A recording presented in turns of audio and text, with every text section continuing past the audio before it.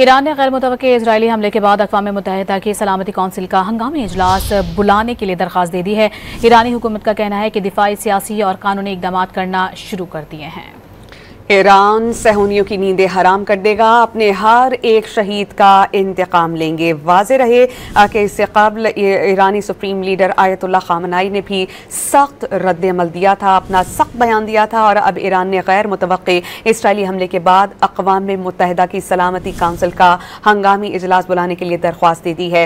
ईरानी हुकूमत का कहना है कि दिफाई, सियासी और कानूनी इक़दाम करना शुरू कर दिए हैं। ईरान सहूनियों की नींदें हराम कर देगा, अपने हर एक शहरी का इंतकाम लेंगे।